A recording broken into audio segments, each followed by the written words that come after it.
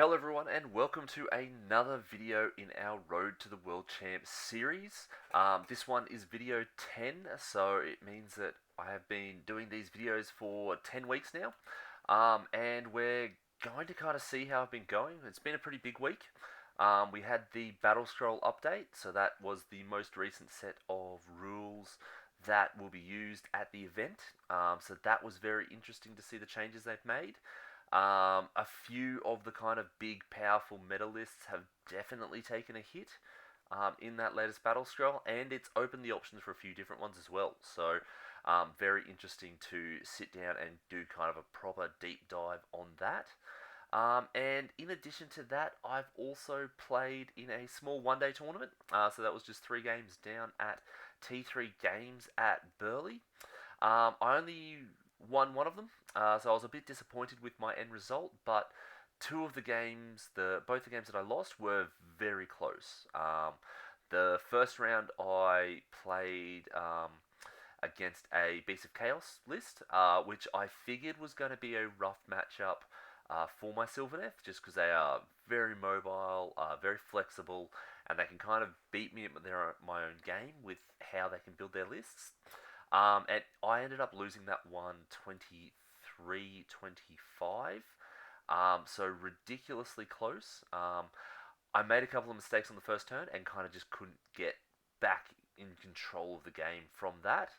Afterwards, me and my opponent were talking, and we both kind of agreed that if I'd played that first turn differently, and if a few other kind of key things went the other way, I probably would have taken that and just absolutely snowballed with it. So it was good that it was a very close game, even with the mistakes that I'm making, but I shouldn't be making those mistakes. So I definitely need to get my head on straight and actually kind of come up with the plan and stick to it, and don't try and get greedy. Don't try and uh, kind of go for the risky plays early.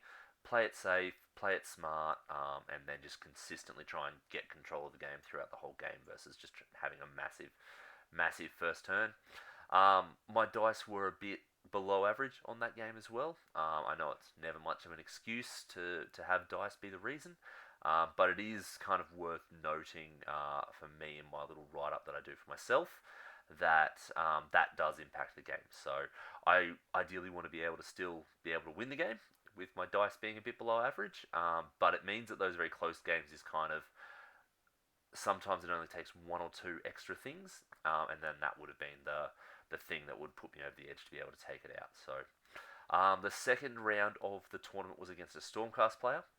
I kind of took control of the game early, and very much kind of controlled the tempo of the game. He had some amazing dice rolls for some saves, but I managed to just try to keep the tempo of the game away from him, and ended up getting a big win in the end. That one was a 24-9. Another fantastic game, really nice opponent. But yeah, it was kind of very much Dreicher did a lot of the heavy lifting in that game, which is kind of good for her because I've been very much umming and ahhing about her in the list and her place. I'm kind of talking through some of the other changes with some of the people that I'm conversing with, and she kind of comes up consistently as she's a very expensive piece, and whether or not I get the value out of her. So, but she had a fantastic game that game, so she definitely kind of went, no, I deserve to be in this list. I'm a good choice. So that was really good. Unfortunately, she didn't have such a great game in the last game. I played against the Seraphon list, the Starborn, so lots of summoning. My opponent didn't fully respect how much damage the sides can put out. Charged a unit of Agrodons into them, holding the center objective, and killed 2 of them. And then my sides wiped out the entire unit, and that very much took him by surprise. This was another one that was ridiculously close. I kind of calculated out in my final turn that he was going to win by a point if I did the safe play. So I decided to go for it. Went for the big, much more risky play. That would, if it worked, I would have won by 2 points. But unfortunately, it didn't.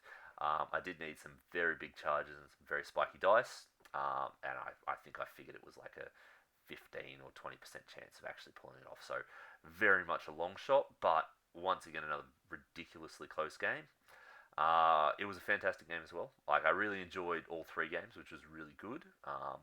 And my opponents all seemed to have a pretty good time as well, so I walked away with a couple of sports votes, which was fantastic as well, because I still don't have a players pack for the World Champs.